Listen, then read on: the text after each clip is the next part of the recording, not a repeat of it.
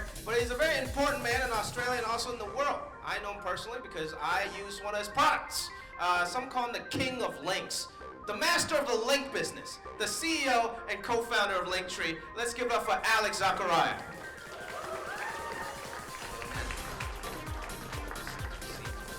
And joining Alex in today's fireside, very close to you. I will leave the stage, so don't worry. Okay. And joining Alex for this beautiful fireside chat this evening is the reason why we're here. She is one of the most successful solo GPs out there, all the way from Silicon Valley, from USA. She has invested in Deel, in Webflow, and recently in Stable Diffusion that we've all been using for our fun vanity Instagram pictures that you guys don't even know, the underlying technology, some of you. And she, in her portfolio, which started at $10 million, has now invested in a company that's worth a total of $50 billion. So a round of applause. Let's give it up for Worklife Ventures on Bri and Kimmel.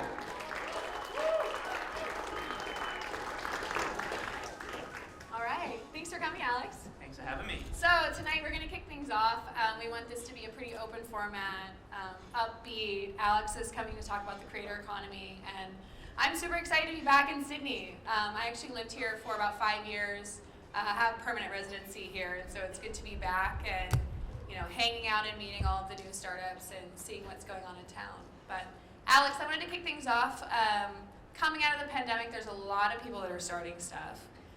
We recently did a study and found that over 70% of people started something during the pandemic, whether it was a podcast or a newsletter or a store on Etsy. If it feels like all of your friends have started something, they probably have. Can you tell us a little bit about that trend? Because I know Linktree has been a real driving force behind this. Yeah, totally. So we absolutely saw the same through the pandemic. We were about 4 million users March 2020. We're now about 32 million.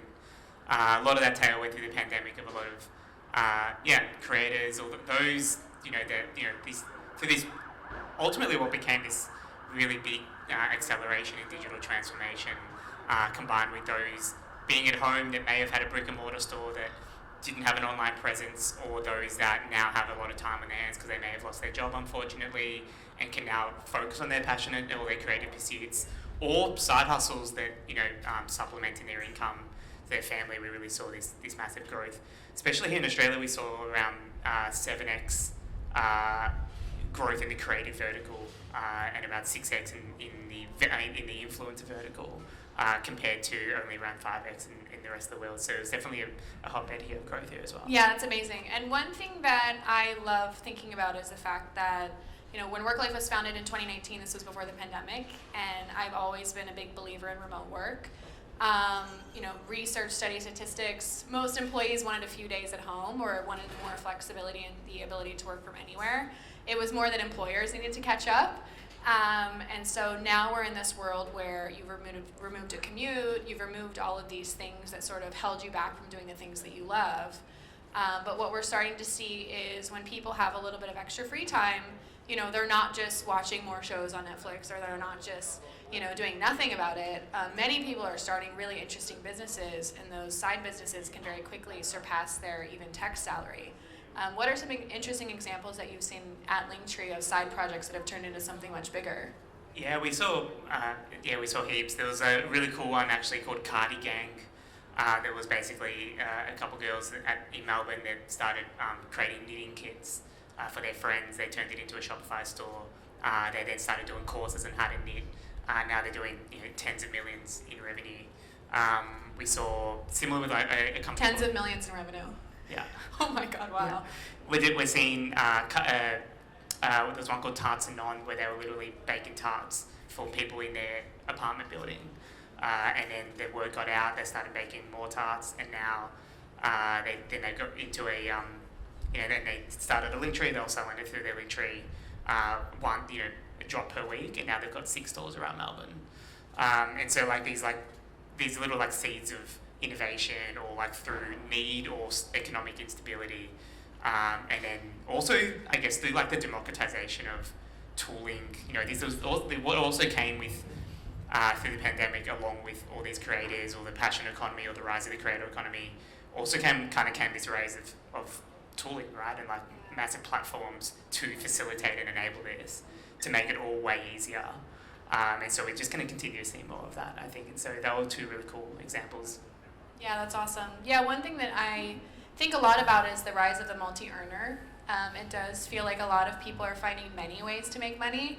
I've done a lot of work with Chamberlain Coffee, which, Emma Chamberlain started out as a YouTuber and is great at creating content, but, now she's created this project where it's a real habit. Like, people have coffee not once or twice, sometimes 3 times a day, and so it becomes part of this daily ritual where she's no longer known as just a YouTuber, but she's this experience that you have in your home multiple times a day, especially for people that work from home.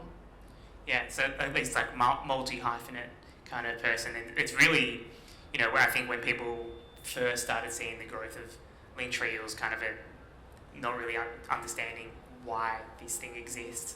But as we saw more and more people have this kind of, this multi-hyphenate income, where there's what started as music, and people in music have a lot of different revenue streams. We now see people like that where maybe they're selling coffee, maybe they're also selling courses on how to do coffee, and then they're also linking to their content on YouTube that they're also monetizing. So there's all these different revenue streams that we're seeing grow through the creator economy that these creators can now take advantage of. Yeah, absolutely. Well, and I've been saying over the last couple of weeks in the lead up to coming back to Australia, I lived here for 5 years, and so this very much feels like home.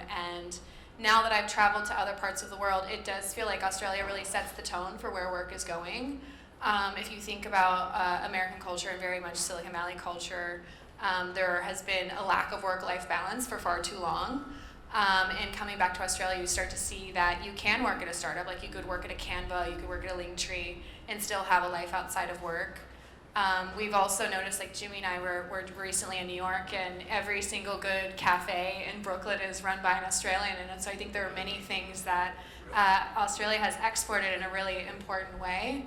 And so I think it's really cool to see the fact that there are so many creative people and creatives natively that are maybe coming up with a product or really refining the experience, and then ultimately they end up taking it overseas. Yeah, we're definitely seeing that innovation in Australia. The coffee export is definitely a good thing into the US. But yeah, we see, and I'm not exactly sure, I guess, what drives it. We know Australia is generally known as a very early adopting market. We know a lot of companies use Australia as that early adopting testing market. We have a lot of we're very fortunate by way of access to economically have access to building that kind of economy. But I think one of the other things that we see, and one of the things I think a lot about, and it started really as early. The earliest story I know of this is an Atlassian, where they didn't really have time to actually sell to the US, being their biggest market, and they had to figure out a way to be global from day one and be self-service. And I think the proliferation of SaaS and innovative thinking and having to figure out a way to be global from day one, because we are so isolated over here, definitely builds into that culture of innovation as well. Yeah, for sure. I also think there's a really interesting angle where, because Australia is very immigrant friendly, you see this in the restaurants, you see this in people that you see on the streets. It is a very first generation place, and I think that's really cool. I had moved here in my early 20s, initially on a tourist visa, then a working holiday, and then ultimately got permanent residency. And I think there's a really interesting angle here where, because so many companies are open to a remote first culture and they're open to hiring great people from anywhere, I think Australia is really going to benefit from that, because there's such a great culture, such a good culture around work-life balance. And whether you're a foodie like me or you're outdoorsy and want to surf every day, there's plenty of things that Australia has to offer that other places don't have. Yeah, and I think we're super fortunate to be based here, but really thinking about that super flexible workplace, work environment where we can now access talent from all over the world, but still be proudly Australian and represent that culture. It is super interesting when you see those kind of cultures mix, and how you get those cultures to drive each other and come together really well. That's something we're super proud of. Yeah, it's awesome. Well, and we've talked about this. I started Worklife back in September of 2019, so it was just shy of the pandemic, with a mission on making work more creative, flexible, and human. And so started out really investing in the infrastructure and tooling to make remote work possible. So we really believe that the future needs to be flexible. Then once people started working from home, and a global pandemic later, you start to see that when people work from home, they start building things. So it might be doing something locally, like volunteering is at an all-time high at a neighborhood level, because when you work from home and you're no longer commuting, you care more about your neighbors and you care more about the issues that are happening outside of your front door. You also see that there are many opportunities and activities that it turns out generate money. Like we're seeing more food trucks and stalls at farmers markets, and we just have a very strong belief that in future everyone will have a side project that can make money, and so it could come from many different sources. Yeah, and if you give, if you're a business leader, or if you're a business leader and you're giving your team that autonomy, that flexibility to, when you're focusing on impact rather than hours put in, and you're giving them that flexibility to make that choice, you see that autonomy come through, you see that back in results, but you also see that in their creativity and their time to be able to have their creative pursuits, which ultimately, drives better results and better creativity in the business as well. Yeah, it reminds me a lot. Back in the day, Google had a 20% time, and so that 20% time you could work on anything that you wanted, but it was mostly directed to internal projects at Google. I actually think it's super helpful, and something that I'm encouraging Worklife back companies to do is to encourage 20% outside of work time. Like, I think joining a run club or volunteering or starting a side project is actually very healthy, and it keeps you grounded and encourages you to meet people outside of work, which right now that's been pretty hard if you're working at a fully remote company. Like, where do you go to meet new people? You could go to a co-working space, but I think oftentimes they feel pretty transactional, and so I think these clubs and these things outside of work actually become very important for your mental health. Yeah, it's something we really encourage our team to find ways that, if they're going to start a side hustle. I know there's traditionally some businesses that get a bit worried about that kind of thing, but I think it's so important. Like, we had one of our developers, one of our early employees, found more time to start doing his songwriting, and now he has a Grammy. So I think really being able to pursue your creative pursuits in that. Wait, what? One of your employees has a Grammy? Yeah, he won a Grammy. That's songwriting. awesome. I'm like, yeah, but he's still, still punching code. Yeah, that's amazing. Right. Okay, well, that's fun. Yeah. So if you were going to have a side hustle, of course, you're very busy with Linktree. What would your side hustle be? Ooh, that's a good question. I would actually start a course on the creator economy. This kind of thing. I would start. That's been really fascinating watching all the amount of actually the growth that creators are growing through starting courses. And actually it's something I wanted to set out to do next year, just actually from a creator's perspective, figure out how to put a course together on either starting a business in Australia or starting a SaaS business. That's probably what I would do. It's kind of lame. It's really still business. Music, maybe. I don't know. That's awesome. Astronomy. I like science. That's awesome. I'm a nerd. No, it's interesting. I think encouraging life outside of work is really important. I think historically employers get really scared of that stuff. They're afraid it's going to take over your working hours. But I've found in all the research that we've done with portfolio companies is, in fact, it makes people more committed to the company itself. Yeah. People are very excited and very loyal to companies that allow them to pursue some of their passions as well. Yeah, about that. What would your side hustle be? So I love interior design, and I love renovating homes. Do you know Alexis Gay? No. So my friend Alexis Gay has a podcast. I recently spoke on her podcast, and that she coined it the Air Bri and Bri. So in the future, I would love to have maybe a collection of Airbnbs that are beautifully designed in cool neighborhoods. So yeah, if I end up buying a place on Burke Street or somewhere like that, it's all part of the Air Bri and Bri process. Pitch it to Netflix. Yeah. For sure. That's awesome. And so when you think about, we talked a little bit about the growth of Linktree, but how do you think about certain use cases, and what are some trends that you're seeing at the creator level? Yeah, so we're seeing, we touched on it earlier, these kind of multi-hyphenate revenue streams. So the more consolidation, the better ability to be able to unify all of that into one place. We're seeing that growth a lot. Through the pandemic, we saw, creative influencer, health and fitness a lot as well. They're kind of one of the more easy verticals to be able to move to online, start doing PT online, that kind of thing. What else are we seeing? We're still seeing even we expected this big tailwind through the pandemic of users like I mentioned earlier, moving online from brick and mortar. So I'm very attached to these economic indexes of unemployment. I think we'll continue to see that, unfortunately, in the next year as this macroeconomic deteriorates. I think the creator economy will continue to grow and we'll see more and more people pursue these creative pursuits.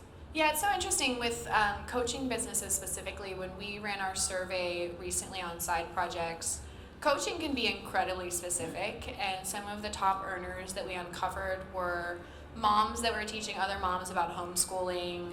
It was, folks that want to learn a little bit more about music composition. Like, it was very, very specific stuff where it's no longer about, like, I want to learn how to play the piano. It's actually, I've been playing piano for 5 to 10 years, and now I want to learn about writing music and music composition. Yeah.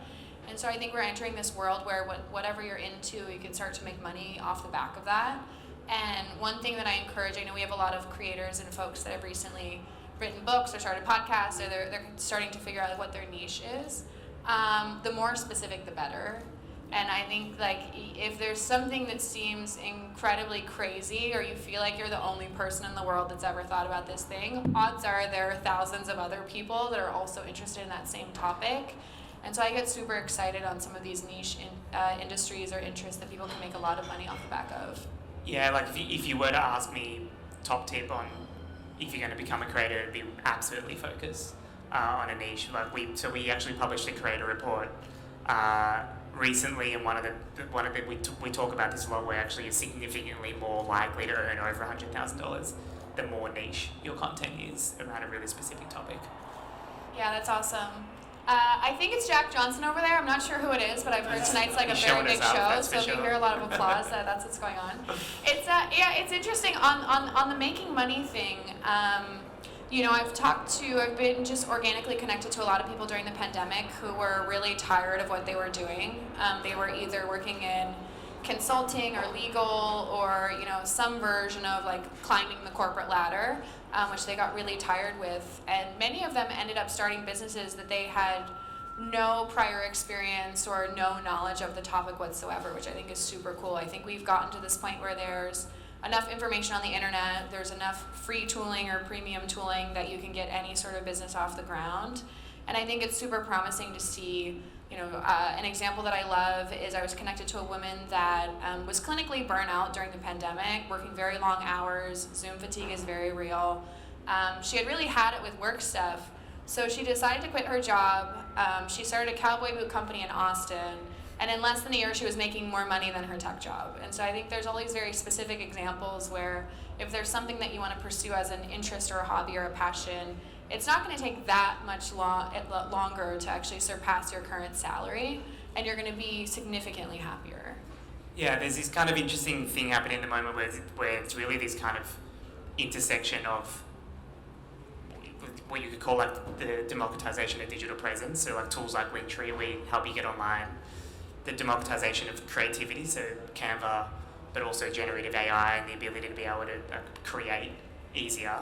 And also like this democratization of discovery as well. Like, so if you look at TikTok and the way that algorithm works, it's really focused on like every single time you post them or when you sign up, you start from square one. So it doesn't matter like many other platforms where they're geared towards social, and it's hard to break through. It's really built for the actual discovery, and it's really quick to get discovered. If you can then like shift those audiences over to other platforms where you can engage with them, you can really find those 1,000 true fans, which is all you need to be able to earn 100,000. Yeah, a couple thoughts there. I'm a huge believer in generative AI. I think we're in the very, very early stages of what's going to be something very impressive. As an early investor in Webflow, I've been very passionate about the low-code community and what that means. What that ultimately means is there's going to be at some point in your building process that you need to know how to code. And what we're seeing right now in generative AI is anyone that can text or type a sentence is able to make art, videos, short films, and in the short term websites. And so I think there's going to be a whole creative boom that's entirely new and something that's accessible to anyone and everyone that has access to the internet. And I think that's really special. Another thing is historically, creators were more folks that were creating a very tangible product. Now I'm starting to see a shift where if you have good taste and if you're a good curator, you can make a lot of money.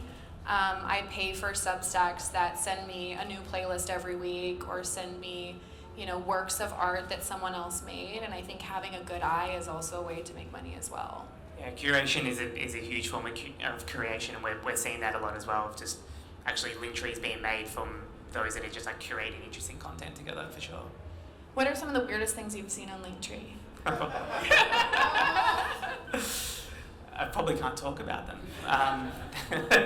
There's been some real weird times. It's like definitely the over-indexing of our trust and safety team.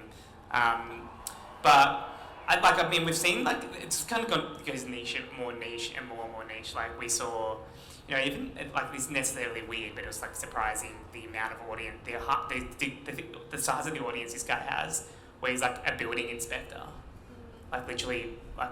It's not that interesting. He goes in and checks buildings that they comply, and he's created content out of it. He's got 3 million followers on TikTok, just like talking about faults in buildings, and people love it. And now he's like turned it into a course, and like he's making more money on that than he would have been from his business. So I think like we're just going to continue to see that. I'm trying to think of something funnier for you that would come to me. I've noticed on TikTok, one of my favorite niches is there are a lot of people creating videos at their hourly jobs. So like if you work at Subway, if you work at Hungry Jack's, like it doesn't matter where you work, but there's a lot of people creating really funny content around like how bad your first job usually is. And I think there's something really promising there because a lot of them end up talking about how they got into investing in the stock market. They start talking about like their greater career ambitions. Like I think there's a lot to be said for some of these like smaller, younger groups of people on the internet where they're really, figuring things out together, and it's more peer-to-peer learning on, okay, cool, I hate working at Hungry Jack's, so where do I go from there? Yeah, and as the younger generations coming through, Gen Z, like our research showed that like 2/3 of them have either started a business or intend to start a business. And generally, like, it's really this like fundamental shift in what we refer to as entrepreneurship or starting a business, really this content creation or being part of the passion economy. We're just going to see things get more niche and hopefully more weird too. Yeah, for sure. Yeah, that's awesome. One thing that I've noticed as well is there has been an inflection point in the Aussie tech ecosystem where you have the founders of Atlassian, you have the founders of Canva, you recently started your own fund. There's more capital in the ecosystem than there used to be, which is awesome from an angel investing perspective. I also highly encourage, talking my own book in this case, but folks that are working in startups, to start angel investing is such a powerful move in your career, and I feel like we're at the very early stages of like what I remember when I loved being in Silicon Valley is like going to dinner and meeting an interesting startup and then writing a small check to be an angel investor in their company is such a special moment, and I'm starting to see that a little bit more in Surrey Hills and in certain parts of Melbourne, and it's awesome to see that that's starting to bubble up as far as a well-capitalized ecosystem. Yeah, like you said, I think it's a really important shift in the ecosystem here now, where really it's like that first kind of generational wealth coming out of that ecosystem, starting to actually being able to invest in startups, and now so there's pre-seed and seed. There's a lot more of those companies coming through now than previously because they're actually able to get that angel investment or a seed investment from those that have already had liquidity events. So it's massive. Can you tell us a little bit more about your fund? What kind of companies are you investing in? Yeah, so the fund's started as an angel syndicate, but we've turned it into a fund now. It's called Side Stage Ventures. It is focused on the intersection of creativity and tech and culture. So it was initially really about bringing actually musicians and the music community together to invest in music tech and help musicians extend their career and invest in tech, and that's kind of expanded out into further culture providing technology. And so we're focusing on early to growth stage and any tech that can actually be help facilitated by either culture or tech. Yeah. That's awesome. Well, I want to make sure we have enough time for Q&A. Alex, thanks so much for flying. Thanks for having me. It's been great. Yeah, it's great to see you. All right, great. Round of applause for Alex. For Bri. That was awesome. I'll pass the microphone around. Anybody got any questions? Just raise your hand. I'll come to you. All right, let's see. It's okay. It's okay to ask. No dumb questions. Some could be dumb questions, but you never know. A couple guys here. There you go, sir. My name's Mark. Maybe first one is a dumb question, but firstly, congrats on Linktree. I think it's an awesome product. Thank you. First part of the question is, what's stopping Instagram from building their own Linktree? And I'm shocked that they haven't done it. And that's maybe naive, but be interested in that. And then number two, where you guys are talking about curation and the part of curation, making money off that. What's your view on social commerce? So there's companies like BioCircle starting up in Australia. How are you seeing social commerce grow? Because that would provide a massive uptick in your product. Yeah, I feel like we're in a VC pitch, getting drilled on the platform race is good. So, yeah, look, essentially Linktree works because it is neutral. Really, it works to be able to unify your entire digital ecosystem where you find your audience, get them to where you need to get them to go. It doesn't work on in the inside, inside the four walls of a proprietary company like that. Users need to be able to trust that it is entirely neutral and it is built to be able to service them and enable them to be able to drive their traffic. It's also not just a link in bio, it's not just a way to link out to multiple links, it's really a fundamental and really indispensable part of your marketing stack that it helps you track your analytics and do your remarketing, schedule your links, and if you look at our marketplace now as well, where there's integrations with many of the platforms we're talking about today in terms of the facilitation of your revenue, which is really ultimately a digital presence tool, not just a way to link out of Instagram. And that traffic across many platforms. So significant growth in traffic from TikTok and YouTube and LinkedIn and Twitter and everything else. I'll brag a little bit here as well. When I talk to direct-to-consumer founders, folks that are getting their startup off the ground, if you're doing something that's more of a physical good, Amazon is such a necessary evil, but you're always a little bit afraid of Amazon. I think the same is also true for Instagram, where there are so many startups and founders that are getting their business off the ground, where you're experimenting across all of the different platforms, and so some weeks you're seeing very solid growth on TikTok, some weeks you're seeing very solid growth on Instagram, but it's sort of this love-hate relationship where you're very much platform agnostic and you're not charging any sort of, you're not taking a percentage of the revenue, which is awesome. And so for a lot of creators, this is more of a safe space to get all of your internet presence in one place, whereas I think you always sleep with one eye open when you're working very closely with Instagram. Yeah, and from a user perspective, it's about being able to have your one centralized admin to be able to update your content across every platform. You don't want to go to a different platform. So there's a bunch of reasons around that. I think that's right. I think it's really important. Every platform has its place. Every platform has its particular audience and way to grow in it. So TikTok is really about entertainment. It's really great to be discovered, a little bit harder to engage with the audiences.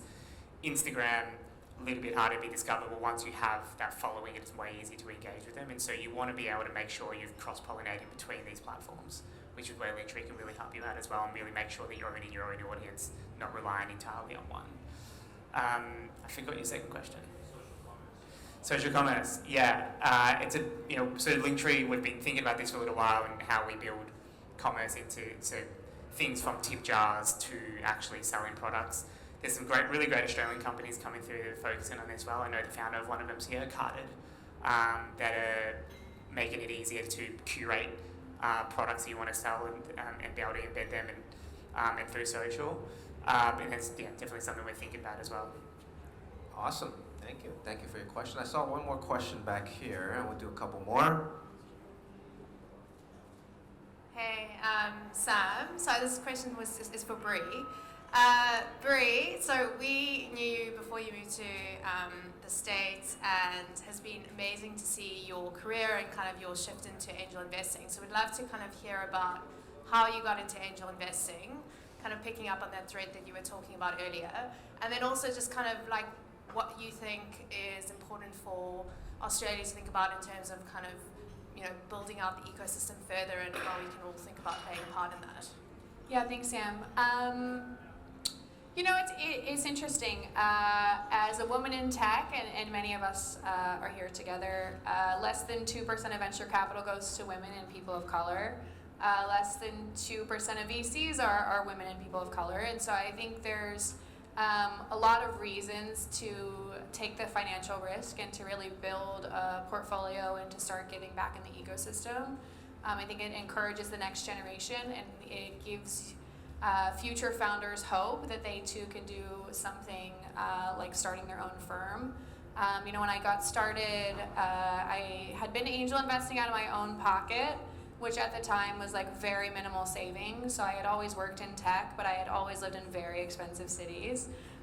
Started out living in Sydney and built most of my career here. Then moved to San Francisco, and it was very peak expensive San Francisco real estate, where I talked to folks that were renting out other people's kitchens or living in other people's garages, and that was like a real part of just like living in breathing Silicon Valley culture. But I've always found that angel investing is very rewarding. So whether it's a 5K check or a 10K check or whatever it may be, just using investing to build a network and using investing to really pay it forward and help companies has been super helpful in my career, and it's been something that I encourage a lot of women and people of color to do specifically, just because there aren't many of us, and hopefully there'll be more of us in the future. When it comes to starting my own fund, that was a very organic effort, which I'm sure Alex can share all of the ups and downs of fundraising. But as a non-traditional investor and someone that went out to raise money, I first started with co-investors, so people that I had previously invested with. I also sent a lot of cold emails. So Eric Yuan, the CEO of Zoom, was one of my first investors. Very generous person, had noticed that I had been very active talking about SaaS on Twitter, working very hard at Zendesk, and so he was one of the first checks. And so I've always found that if you put your name out there, if you really put a stake in the ground on topics that you're excited about and just keep working at it, you'll get where you want to go. Awesome. Woo. One or two more. This brother right here got a question. Hi, I'm Tony. I'm the founder of Nullify. It's a cybersecurity tool for developers. My question to you guys is, as a startup founder, I'm currently raising my pre-seed round. Valuations I found in Australia are like a quarter to like a fifth of what they are in Australia, in the US, sorry. I guess what would need to change in the Australian VC ecosystem for like valuations to like rise to sort of match the Silicon Valley level? Yeah. Do you want to take that? You want me to take it? Yeah, it's a good question. I think we went to the US. We knew that it was important for us to have US investors, given our market was in the US. But yeah, it's true. Definitely, valuations are lower here. I think we're starting to see a lot more overseas investors coming to the Australian market, and that's going to drive the valuations up. I think the Australian VCs are likely going to have to follow. And we are starting to see the valuations in pre-seed, even in this market, continuing to increase, actually up on 2021, because many of the later stage institutional investors are actually investing earlier in pre-seed than they would normally. So hopefully that'll flow through to Australia more. But I think it's going to take founders looking overseas to see what they can get there as well, to really drive that with Australian VCs. And so yeah, that's what I'd do. Yeah, I'm kind of mixed on this. I find valuations for the most part are bullshit.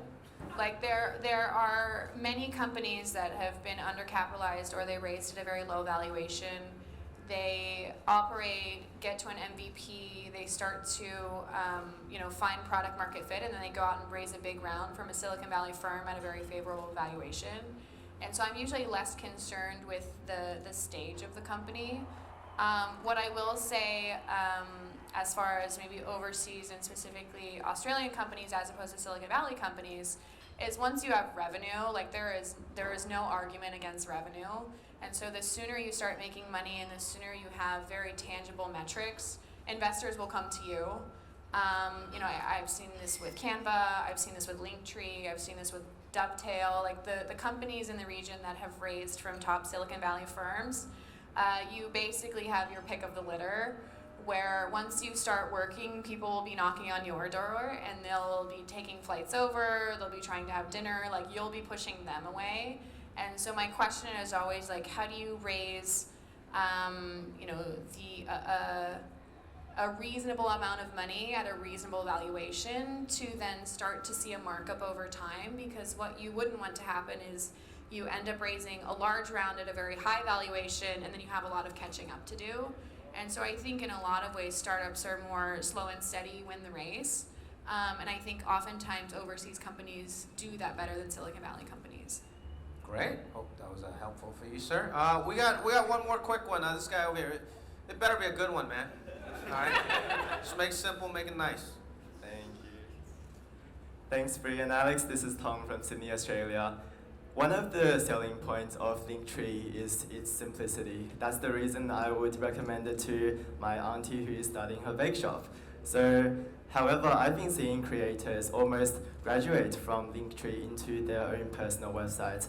And I've also seen platforms such as Beacons based in LA who offer a bit more breadth in their product suite. So I'm very curious, how does that look for the future of creators, both from a Linktree product vision perspective and also from a philosophy perspective as creators? Yeah, great question. I think, fundamentally Linktree is really about its simplicity. It's a really core value of ours. And building it looks super simple on the outside, and when people say it's a simple list of links, I'm generally actually really quite flattered.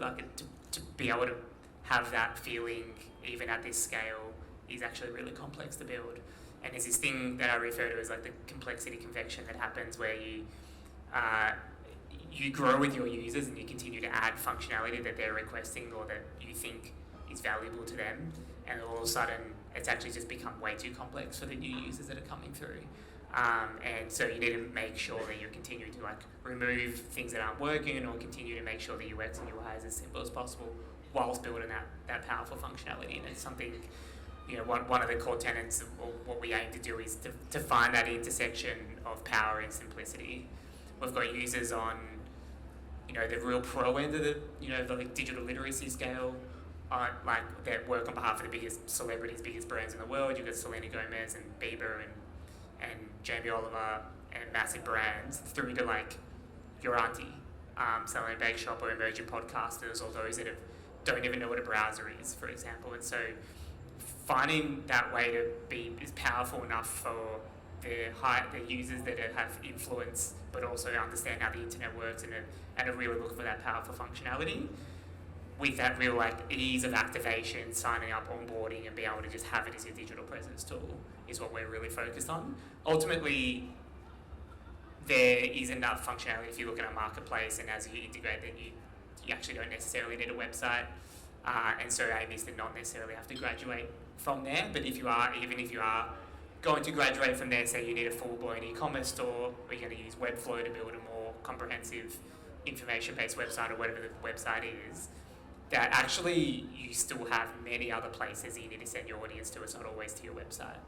And that's really where Linktree is built to shine, that if you need to drive, that actually most people, brands, businesses, creators, even curators we're talking about, and also individuals, we're seeing users put their Linktree on their Hinge profile and their Tinder profile now as well. It's representative of who they are. It's not just creators or curators or businesses or brands.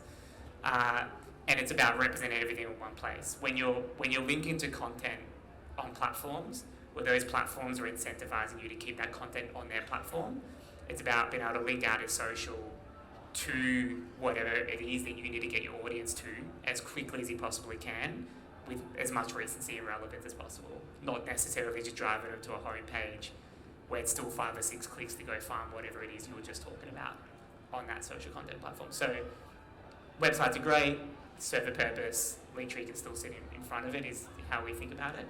Did I answer your question? I don't know if I just spooked Linktree for ages and didn't answer your question. I have a couple thoughts there. I remember this would have been about 12 to 18 months ago. Every tool that was getting started that was focused on creators, the vision was to turn creators into CEOs. We're going to turn creators into CEOs of their own world, of their own business, of their own content empire. The challenge with that school of thought is the fact that creators don't want to be CEOs. They don't want to be in meetings. They don't want to look at spreadsheets. They don't want to do all of these business-related things, because at the end of the day, they want to bake more if they're opening a baked goods store. They want to make more music. They want to do whatever art that they love the most, and they want the business stuff to run very quietly in the background, or they want to pass it off to a manager or someone else. I've always felt like Linktree has done such an amazing job of just saying, you don't need a full-blown website. You don't need to do all of these other things. You don't need to over-tool on the business front. You just need people to find out who you are, what you do, and where can they buy stuff. And I think that's actually a really valuable and compelling message for a lot of creatives that don't want to turn themselves into these like corporate CEOs of whatever business that they're ultimately going to scale into. Yeah, and I'll just add one bit about how we go about that.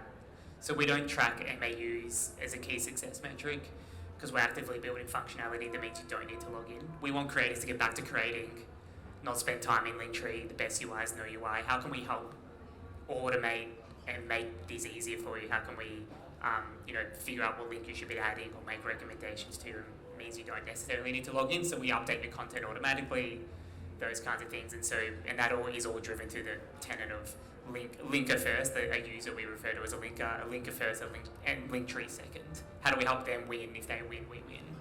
And so that's how that's how we think about making sure that exactly what you just said happens, in that the creating get back to creating and not have to worry about generally the things that they don't want to do, which is generally we find through our research, we find that especially in the lower digital literacy, they find these things they find having to do this kind of stuff actually really anxiety. Like it drives anxiety. They don't really want to do it. They want to get back to what they know, and so we want to take that away from them. All right, thank you. I think we're almost ready for some free Jack Johnson concert and some free food. I got one more question here. I know there's a bunch of dudes asking questions. We got a great one from a female audience member here, and then maybe you guys can wrap up with some final thought. I think there's a great one right here. Hi, thank you so much. It was super insightful. My name's Veronica, and my question is, for the creator economy in the next 5 years, like what are the sorts of opportunities that you see that maybe people aren't maximizing on yet? And then at the same time, what are the challenges that you see that maybe creators should be mitigating against? Do you want to take that? Your answers are generally better than mine, but So I touched on it earlier. I think we're seeing this intersection of like democratization across all this tooling,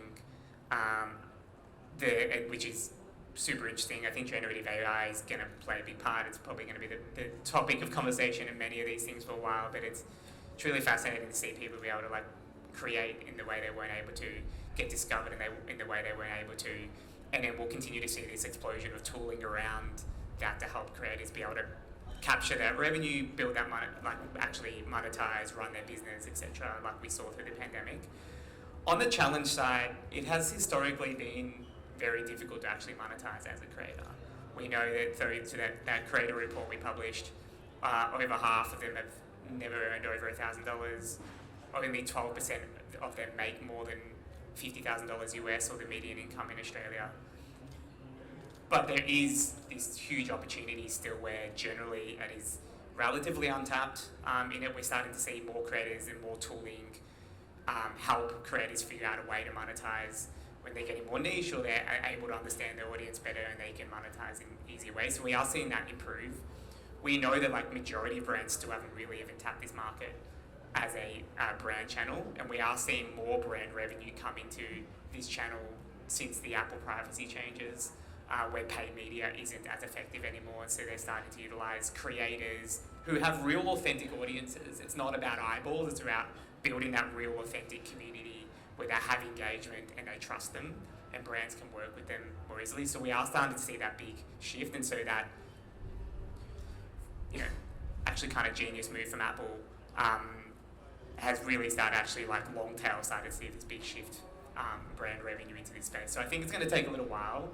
But it's amazing seeing this content being created and more creators and like more and more people actually being able to have a crack at making a living from their passion.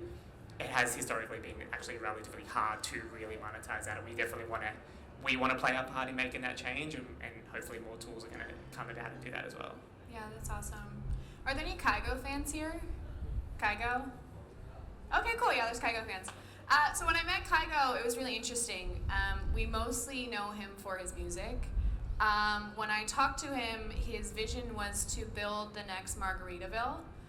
So he wants to be Jimmy Buffett. And so I think there's a really interesting sort of creator journey here where, if you think about Jimmy Buffett, he has restaurants, he has in-home margarita machines, he has all of these different lines of goods. And that's what makes him a very memorable person. I didn't really grow up listening to Jimmy Buffett, but I know of the restaurants, I know of the margarita machines. My grandparents adore him, my parents adore him as well. And so I think there's this really interesting world that we're entering into where you can have an Emma Chamberlain who now has one of the largest and fastest growing coffee companies. You can have a tropical DJ who now has one of the fastest growing and largest music festivals in the States. Like, his music festival is now competing head to head with Coachella. And so I think we're going to start seeing folks that think about not only designing physical products, but also designing experiences for other people. And so I think the music festivals of the world, the curated dining experiences, like, I think coming out of the pandemic, people just want opportunities to meet other people. And so I think we're going to see a lot of creatives that get really interested in how do they design experiences for their fans, where it's not just about buying stuff, but it's actually about bringing people together. And that's where I get super excited about the future of the creator economy. Woo. All right, guys, round of applause for these two. Give it one more time for Alex Zaccaria of Linktree and Bri Kimmel, Worklife Venture.